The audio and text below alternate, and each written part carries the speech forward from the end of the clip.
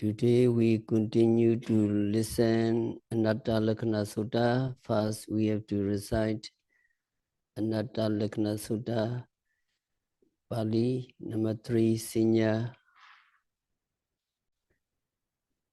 Sinya, can you follow me? Sinya Bhikkhave Natta.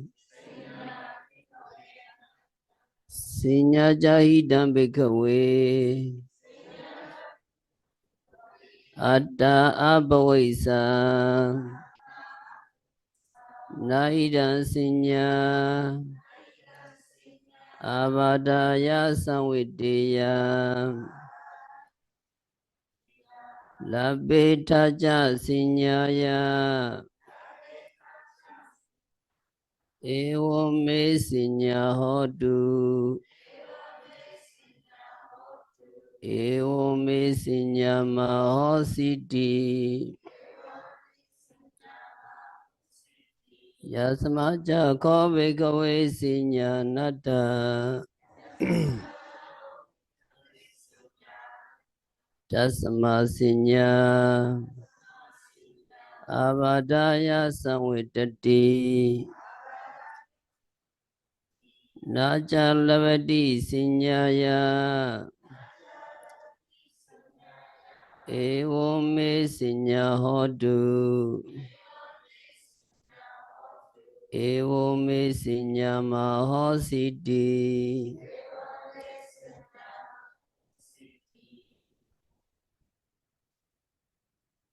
We recite Vedana and Sinya, number 2 and number 3 together. Vedana Bhikkhave Natta. Vena Jahidam Bhikkhave Atta Abhavaisa. Naida Vedana Avadaya Samvidya. Labetaja Vedanaya. Evo me Vedana Hodu. Evo me Vedana Mahositi. Yasamaja Ko Bhikkhave Vedana Natta. Tasma Vedana Avadaya Samvidati. Naja Lavati Vedanaya. Evo me Vedana Hodu. Evo me Vedana Mahositi. Sinya Bhikkhave Natta. Sinya Jahida Bhikkhave Atta Abhavaisa. Naida Sinya Avadaya Samvidya. Labetaja Sinyaya. Evo me Sinya Hodu. Evo me Sinya Mahositi. Yasamaja Ko Bhikkhave Sinya Natta. Tasma Sinya Avadaya Samvidati. Naja Lavati Sinyaya. Evo me Sinya Hodu. Evo me Sinya Mahositi. English translation, Vedana and Sinya, we read together. Monks, Vedana feeling is not self, soul or living entity. If feeling was self,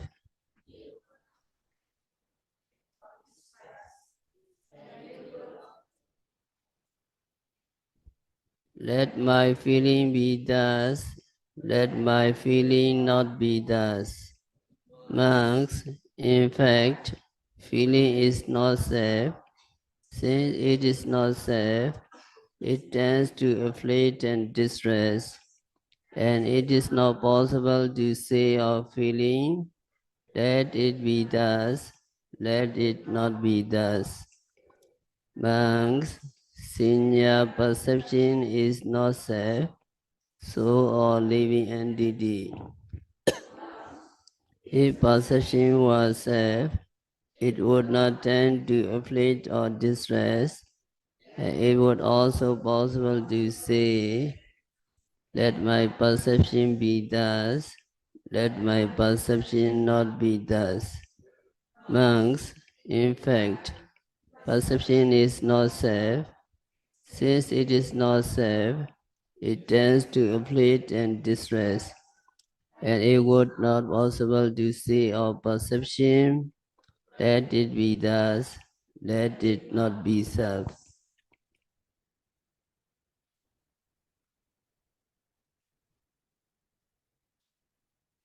So feeling is not self, vedana anatta. Yogi clearly see the non-self nature of feeling. When you see the despairing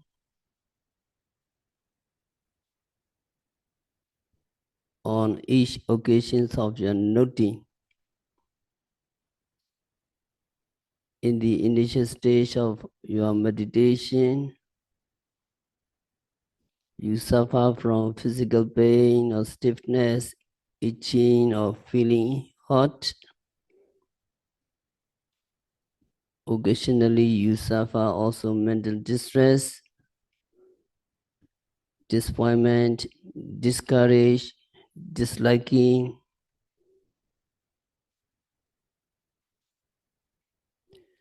You keep on noting these dukkha vedana, unpleasant feeling. You come to know that while these dukkha vedana, unpleasant feeling are manifesting themselves,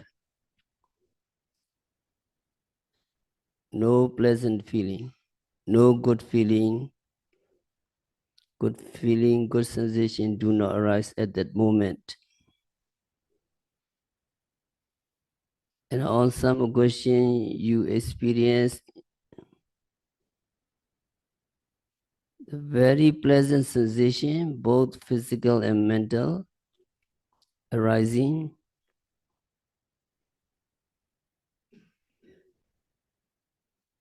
When you think of happy incidents, happy feelings evolve. You keep on noting these pleasant feelings as they arise. You come to know that while pleasant feeling, sukha vedana are manifesting themselves, no dukkha vedana, no unpleasant, no bad sensation at that moment. However, yogis mostly engage in neutral sensation, rising and falling of the abdomen, noting it is only neutral. You noting the coming and going, physical and mental process.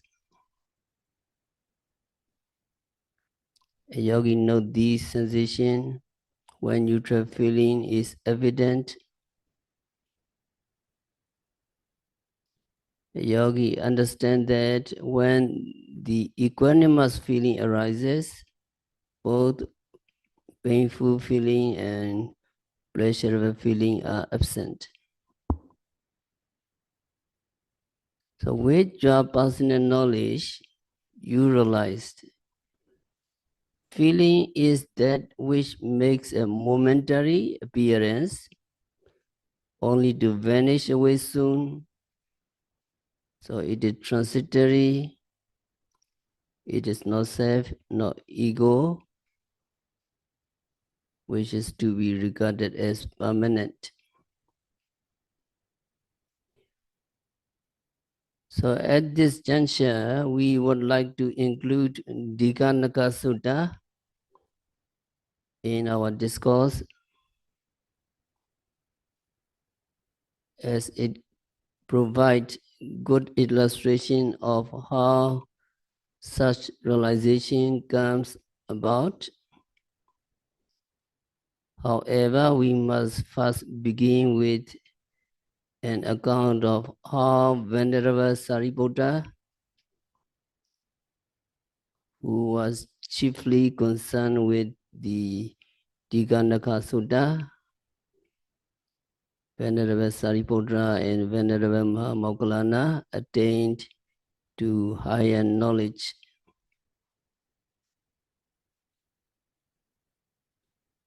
So you have to listen part 1 and part 2. Part 1 is for Sariputta and Moggallana, two chief disciple liberation.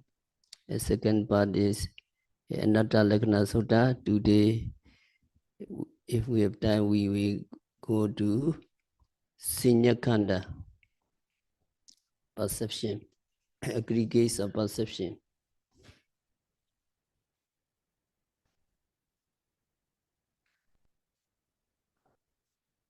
So Upatissa would be Venerable Sariputta, and Kolita would be Venerable Moggallana. Went to festival when they were young. One day their parami became matured and their way of thinking changed.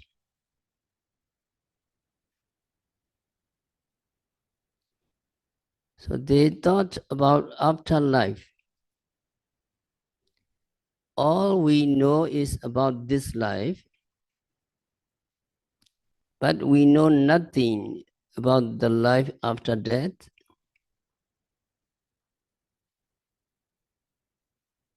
And then they look at people around the festival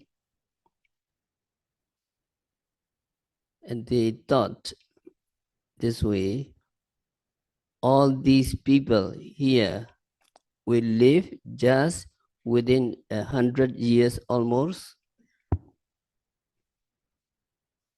100 years at most. After 100 years, they will all disappear in an untraceable manner. Also, sometimes you can reflect in this hall. We meet together here, all some young, some middle-aged, some old, some 20 years old, some 50, some 80. All these people here will live within 100 years at most. We always disappear, we always die in an untraceable manner. So we can reflect in this way. So the two young men, Upatissa and Kolita, watching people who were enjoying the festival, developed a sense of urgency, developed samvega. And subsequently, they thought that they should do something to attain the liberation from death. Moksha. Moksha means liberation. So that kinds of idea appeared. So they lost interest in the festival. No comedy would make them laugh or smile. So in the festival, they became solemn and serious, like practicing meditation during watching festival. Endowed with mature parami perfection, they became spiritual awakened without anyone's help. People who have no parami, people who have no perfection, won't gain a sense of urgency. like this, no matter however much they may learn about the Dhamma. Such ignorant people won't be afraid of any danger of woeful states as if they were very brave people. Brave people, they said, I don't care hell, I don't care to be reborn in the animal realms, I don't care to be hungry ghosts, I don't care, as if they were very brave. Actually, they were too ignorant to be afraid of going rounds and rounds the torturous cycle of samsara, torturous cycle of births and deaths.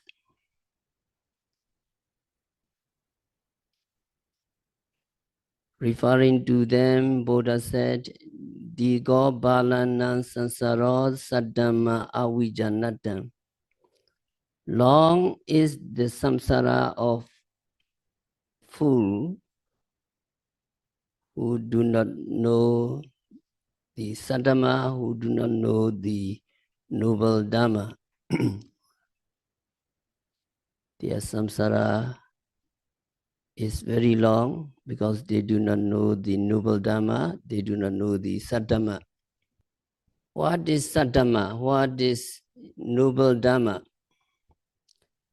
Mega, phala, enlightenment, and nibbana, which the Buddha taught us, are really saddhamma. And the tranquility meditation, insight meditation, samatha bhavana, and vipassana bhavana are also called saddhamma, noble Dhamma, because they are conducive to the attainment of such noble Dhamma. So Buddha said, Balanam, foolish people. So those who don't know the noble Dhamma are considered to be Bala, fool. Foolish people do not interest in the practice of noble Dhamma. Foolish people don't know Nibbana. Foolish people don't know tranquility meditation. Foolish people do not know how to practice vipassana meditation continuously. Foolish people never taste megaphala and nibbana. So they are fool, they are bala. So they are samsara, the torturous cycle of births and deaths would get prolonged for sure. So without practicing the noble Dhamma, he has to go rounds and rounds the samsara. Only through the noble Dhamma we can attain mega phala enlightenment and become arahants with the experience of nibbana, the ultimate cessation of suffering. So without understanding of Dhamma, the living beings are just to go endlessly rounds and rounds the samsara. Foolish people having no parami, no profession, would not be afraid of such scary samsara. They're not afraid of the samsara. And they would not develop a sense of urgency. They do not develop samvega. They will not practice Dhamma. Only those people who are endowed with parami, like Venerable Sariputra and Venerable Mahamoggallana, are most likely to be awakened with the sense of urgency. So all the yogis here, you all are endowed with paramis because you have a lot of samvega, sense of urgency. You're afraid of scary samsara. You don't want to die, you don't want to be aging, you don't want to have sickness, etc. You don't want any suffering. So only a wise individual, having understood how scary the samsara is, can realize by himself or herself in this way, I must put great effort in the practice of meditation. While all conditions are favorable to seek Megapala and Nirvana.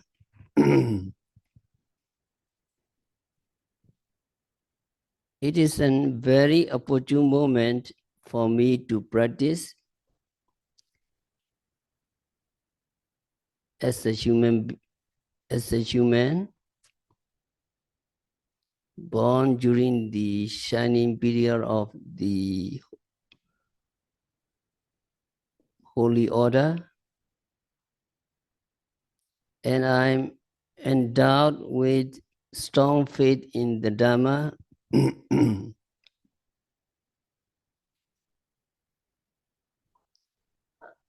I have good opportunity to practice, and I have good health to practice.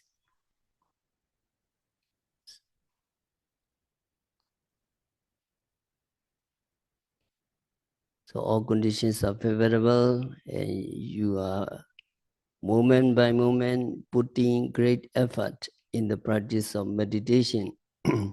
It is very inspiring.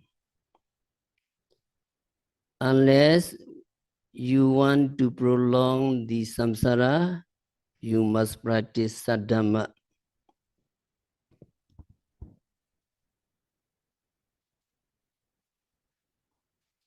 Noble Dhamma. That is why Upatissa and Kolida, Venerable Sariputra and Venerable Moggallana to be arousing the sense of urgency, made agreement. My friends, let us seek the Mokkha Dhamma, liberation from the torturous cycles of aging, sickness, and death.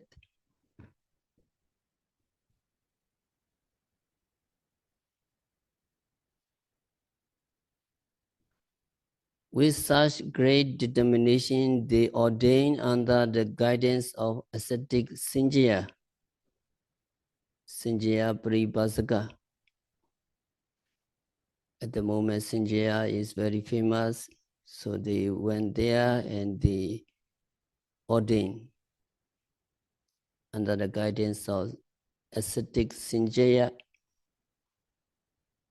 And then the two friends, Upatissa and Kolida, learned ascetic Sinjaya doctrine that was all about how to evade the doctrinal issue. Ascetic Sinjaya taught them how to give evasive answer. If asked whether there was another world for a deceased person, teacher Sinjaya taught them, if you were asked such question, don't answer yes or no. Because if you say yes, then those people who don't believe another world or afterlife would argue against you. Whereas if you say no, then those people who believe in it would argue against you also. And regarding the question whether there is another world, Sinjaya Ascetic advised them to answer in this way. I would answer yes if there is another world. Actually, however, I would not say yes, but I would not say no either. If you ask me whether I mean that there may or may not be another world, then I would not answer either yes or no.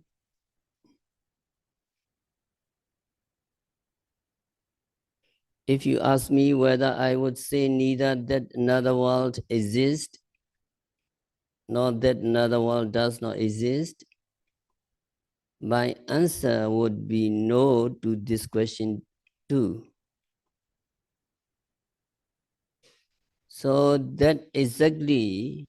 what exactly did his answer mean? Nothing. But they were all about evasion. Obviously, his doctrine included nothing profound. So Upatissa and Kolida, the two friends, learned it fully in no time, because it was all about how to give an evasive answer to any question asked.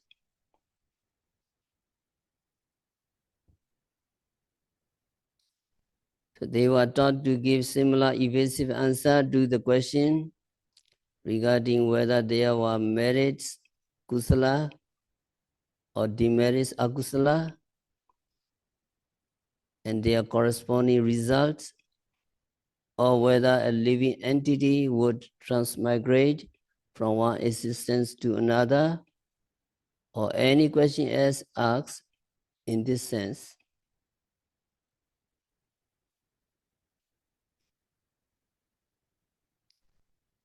The answer to the question like them would be neither yes nor no nor anything else. Just evasive answer was all about his doctrine. The doctrine of Sanjaya ascetic is just evasive answer.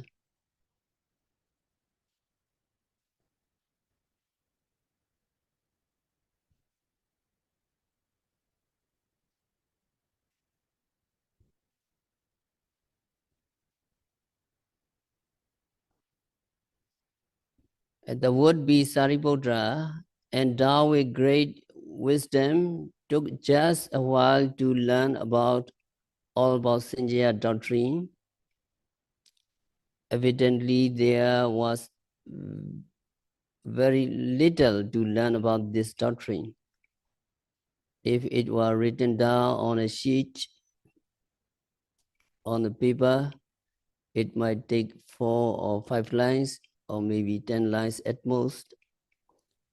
So Upatissa and Kolida considered that this doctrine had nothing to do with the liberation from aging, sickness, and death. It was not even about virtue. So Upatissa and Kolida realized this doctrine was nothing, and then considered this Jabudvipa, this continent is huge and wide enough for us to find someone wise, noble, and capable of teaching us how to be liberated. And then they decided, shall we make further effort in search of a holy person who is capable of teaching us?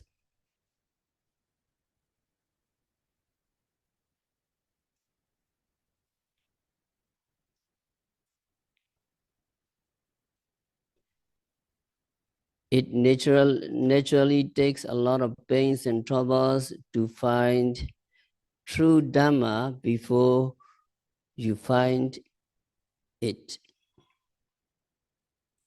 So it is true that it takes a lot of time and trouble to find Dhamma.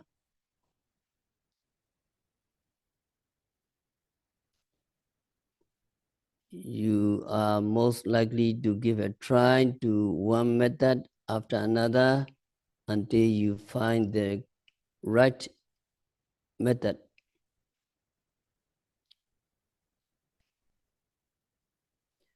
At that time, the two friends, Upatissa and Kolida, did not know about the occurrence of the Buddha because it was not very long since Buddha had appeared.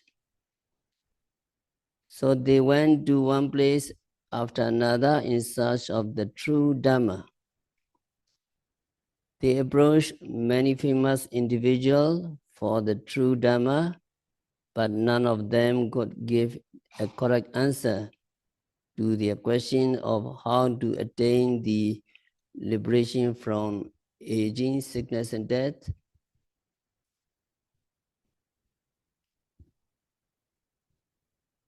So later they made an agreement between them, my friends, whoever first finds the Dhamma, he must share Dhamma with the other. So they made an agreement between them. One day, Ascetic Upatissa came back to Rajagaha city from the place he traveled in search of the Dhamma.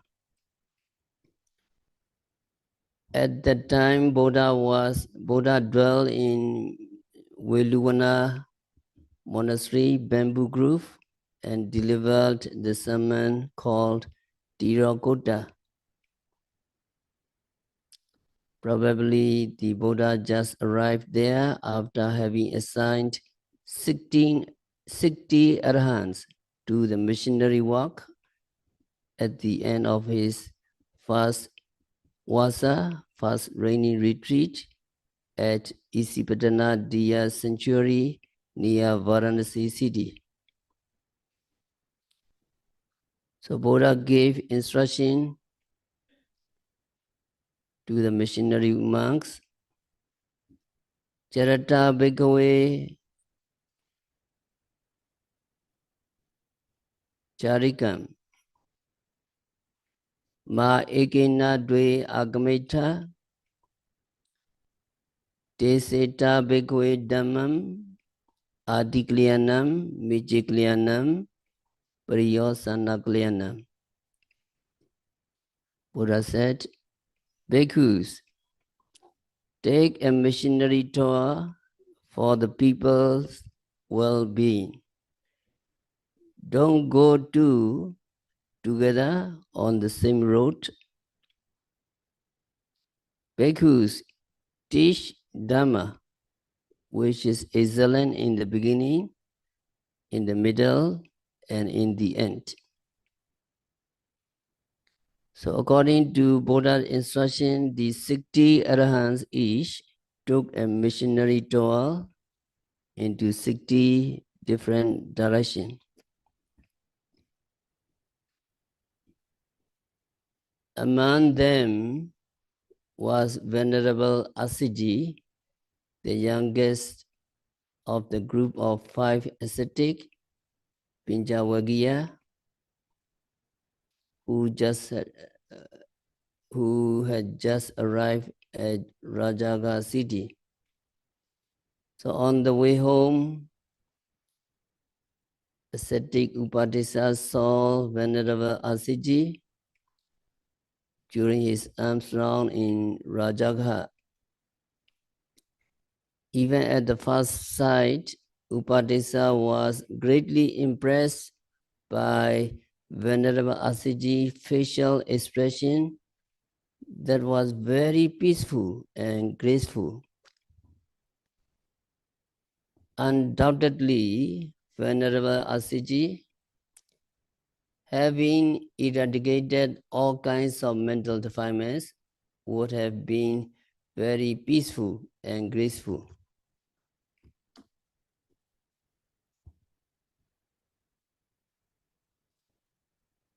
And Upatissa also found Venerable Asaji physical gesture to be very gentle and elegant.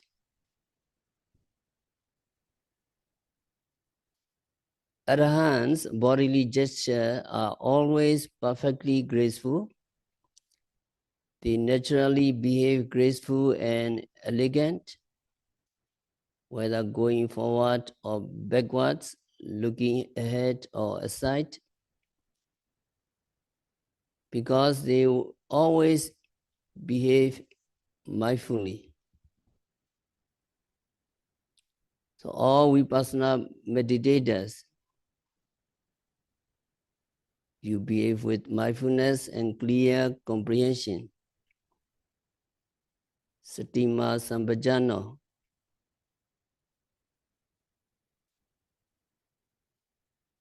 So all meditators can also be found to be gentle, graceful, and elegant. A meditator without mindfulness cannot be as elegant. His or her fellow meditators or people around can easily realize, oh, this yogi acting without mindfulness. Of course, meditation teacher notice this behavior.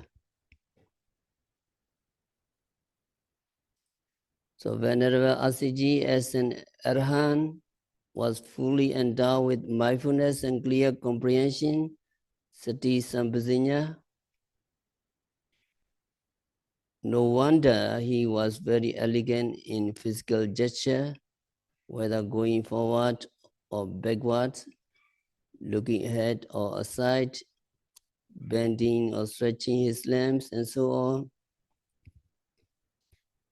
Ascetic Upatissa had never seen such an elegant person before, so he was fully convinced.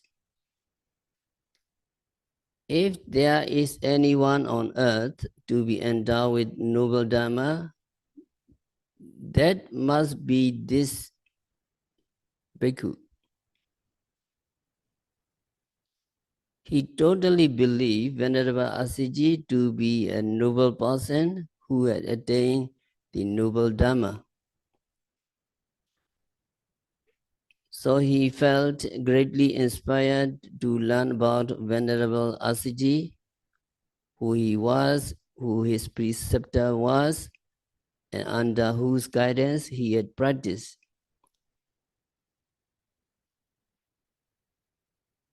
He wanted to ask, but he knew that it was not right time to ask question, because Venerable Asaji was stay on the Armstrong.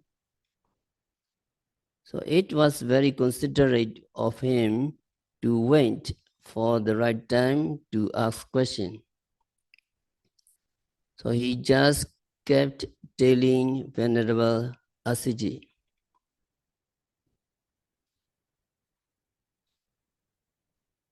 So yogis all here are practicing like a noble person with sati sampajanya in the Satipatthana Sutta, Bhikkhante, Padikkhante, Samajana Kari Hoti, Alokite, Vilokite, Samajana Kari Hoti, Samajite, Pasarite, Samajana Kari Hoti, Singadi Pata Chivra Dharani, Samajana Kari Hoti, Adite, Pite, Kaite, Saite, Samajana Kari Hoti, Ochara Pasavagame, Samajana Kari Hoti, Kate Tite Nisane Sote Jagri De Vasite Toni Bawe, Samajana Kari Hoti. So every activities, yogi tried to be mindful, yogi applying clear comprehension. In going forward and going back, yogi apply clear comprehension.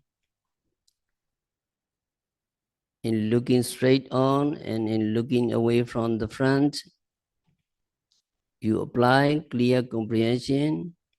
In bending and stretching your limbs, you apply clear comprehension. In wearing the robe, in wearing the clothes, you apply clear comprehension. In eating, drinking, chewing, and savoring, yogi apply clear comprehension. In obeying the cause of nature, you apply clear comprehension. In walking, standing, sitting, falling asleep, waking, speaking, chanting, keeping silent, you apply clear comprehensions. So you apply everything,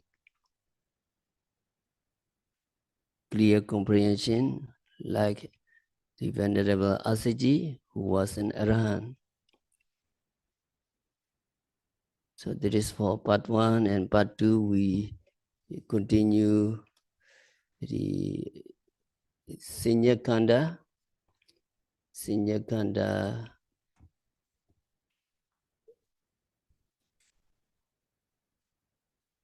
the aggregates of perception.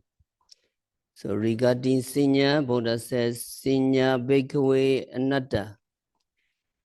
Perception is not self. So Buddha said, monks, Senior, which is perception or remembering, is not self. How many kinds of Senior? Senior is sixfold in kind. Rupa Senior, Saddha Senior, Gandha Senior, Rasa Senior, Pudava Senior, and Dhamma Senior. Perception of size, perception of sound, perception of smell, perception of taste, perception of tactile body, and perception of Dhamma. People in general think every time an object is seen, heard, touched, known, they think it is I who perceive. Objects are perceived and remembered by me, they think. On seeing a sight, it is remembered as a man or a woman, or as an object perceived at such and such a time, at such and such a place, etc. In the same way, with regard to objects of sound, etc., the process of perception or remembering is wrongly viewed to be a person, as it is I who remember, it is I whose memory is excellent. And Buddha explained that this view is wrong, that there is nothing individual or personal in the process of remembering. No living entity involved, just an insubstantial phenomenon. It is of the nature of anatta, nonSelf.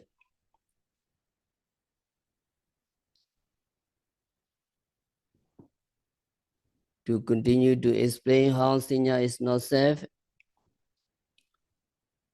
because perception is not self. If perception was self, then it would not tend to afflict or oppress. And one should be able to wish for and manage in this way. Let my perception be all wholesome. Let my perception not be unwholesome. If perception, a living entity, was in a substance, there is no reason for it to inflict and oppress on oneself. It is not the usual things to cause self-injury and harm. It should be possible to manage in such a way that only good things are perceived, only good things are remembered, and bad things are not allowed to arise to be remembered.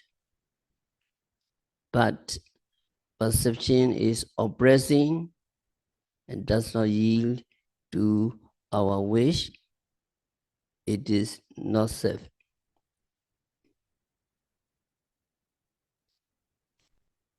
And Buddha said, monks, in reality, perception is not self, so it is oppressing, and no one can wish for and manage. Let my perception be all wholesome, let my perception not be unwholesome.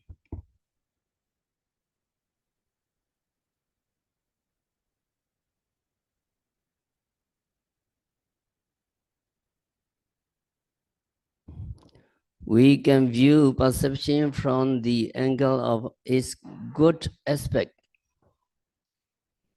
Cognition of things and objects by way of their characteristics is certainly very useful.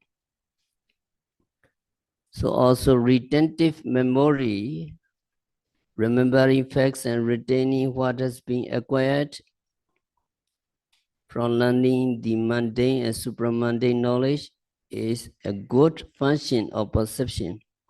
It is beneficial and helpful because your photographic memory is so excellent. It's good,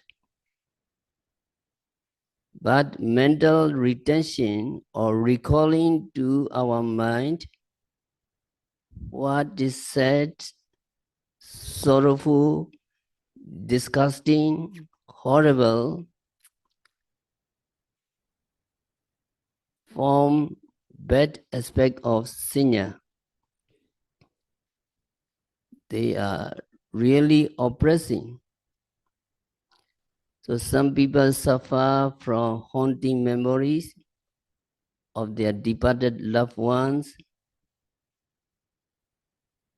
such as their sons, daughters, husbands and wives, or haunting memory of financial calamities that have fallen on them. So these lingering memories bring about constant sorrow and worry.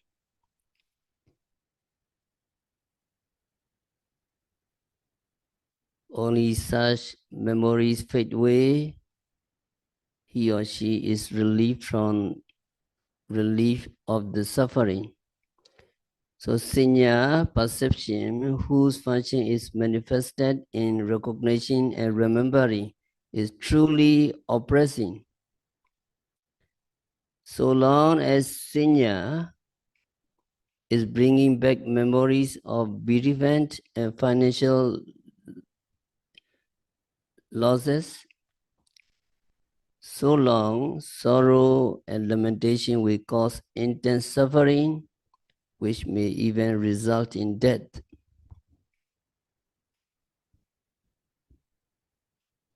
It is how Sanya oppressed by recalling to mind the set experience of the past. Suddenly recalling to mind during a mealtime of some disgusting, repulsive object is bound to impair your appetite. Having seen a festering dead body or swollen dead body earlier in the days, he or she may be disturbed in sleep at night by his retentive memory of it. So through fanciful imagination, some people may have visualized a dangerous situation which they keep on anticipating with intense suffering for themselves. So, Sanya, perception oppressed by bringing back distressing mental objects.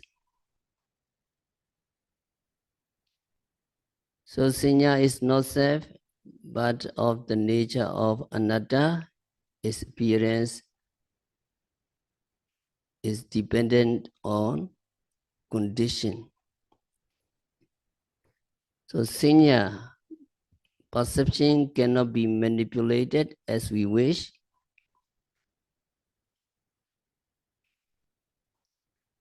We want to recall only those experiences which are beneficial and profitable.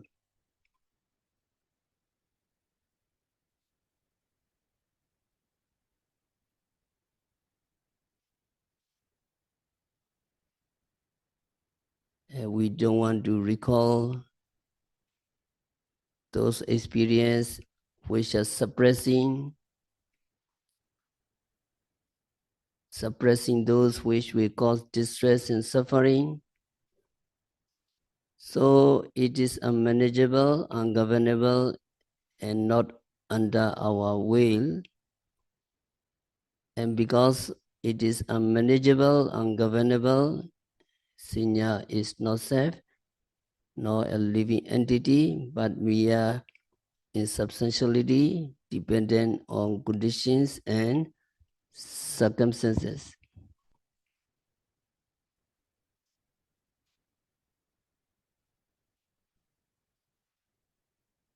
Sinya, in our own person, as stated in this text, is oppressing, unmanageable, not subject to our will.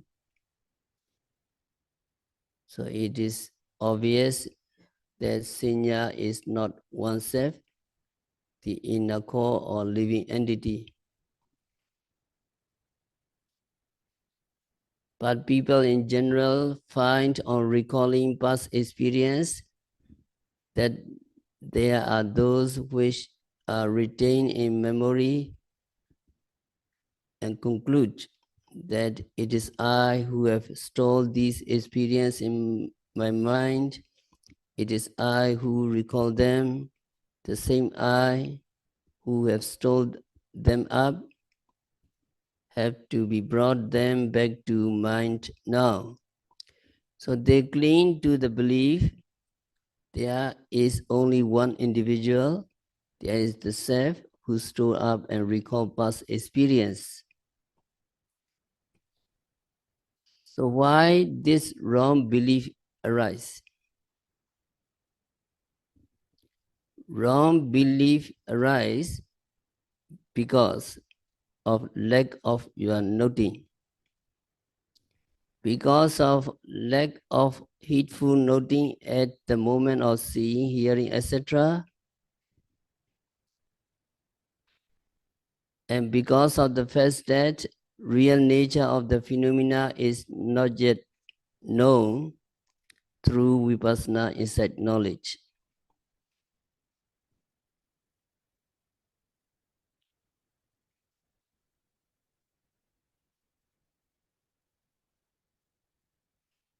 If you see the arising and disappearing of the phenomena of seeing, hearing, etc.,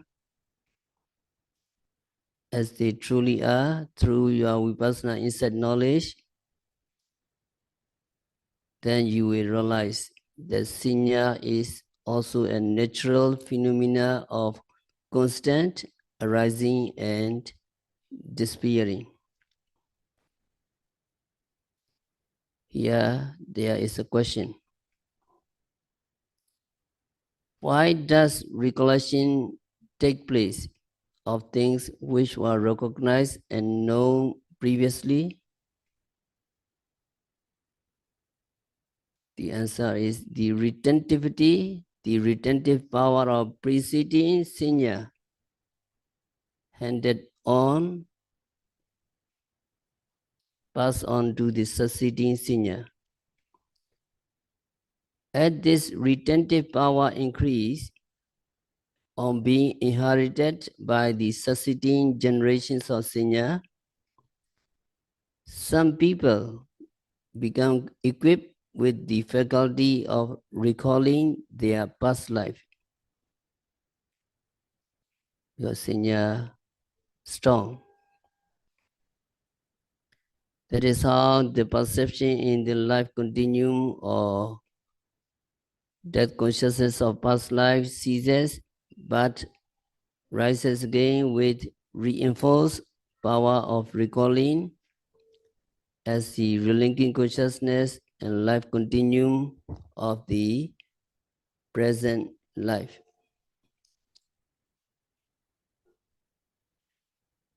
It is because of this handing over of retentive power by the previous senior to the succeeding senior that we can recollect both what is wholesome and pleasant as well as that which is unwholesome and unpleasant. Without even thinking about them, the experience of days gone by may resurface sometime. Yogi practicing meditation, and when yogi engage in Satipatthana meditation, may be recalling as your concentration gets stronger, episode which happened earlier in your life, in your childhood. So yogi should remove by noting them as they appear. Remorse, remorsefulness over our past mistake, faults in words and action. Remorseful may lead to worry and restlessness in the practice of meditation. So worry, kukucha, is a form of hindrance. So when worry arises, it should be discarded, note quickly, and reject. Worry and restlessness may become a great hindrance. It prevents your progress in development of your concentration and vipassana insight knowledge. So perception which recall past incidents producing worry and regret is oppressing. For this reason too, it may be taken that Sinya perception is not self. So when perception takes place of every sight and sound, the meditative noting observed is arising and vanishing. When it is thus observed, that perception of sights or sound arises and vanishes, and there comes the realization that perception of sights and sound is merely a recurrent mental phenomenon and not the actions of any abiding self or inner substance.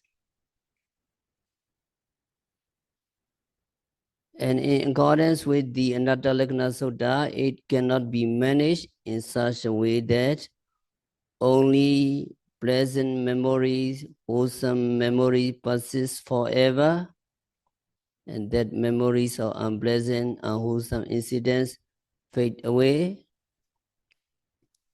Since it is thus ungovernable, uncontrollable, you realize that perception is not self, not a living entity, but merely a natural process dependent on condition, renewing itself incessantly and vanishing.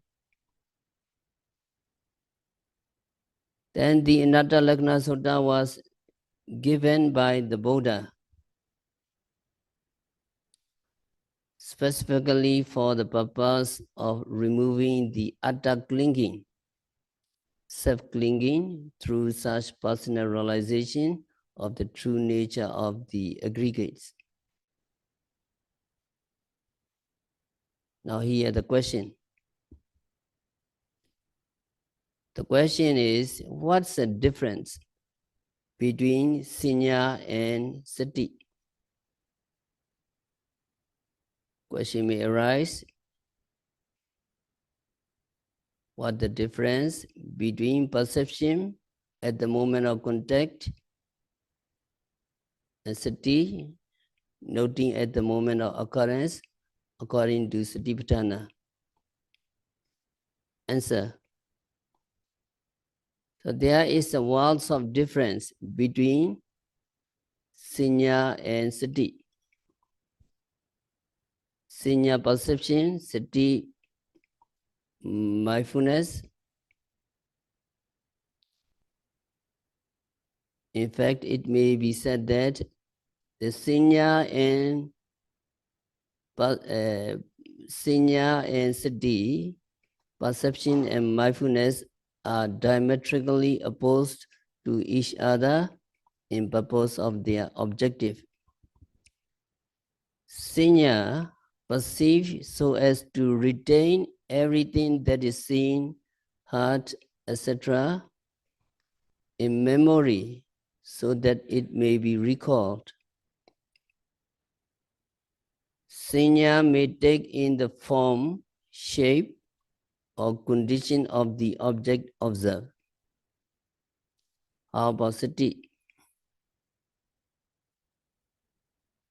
Meditative note-taking, according to Satipatthana meditation, is concerned with just with the passing events of mind and matter so as to realize the impermanence,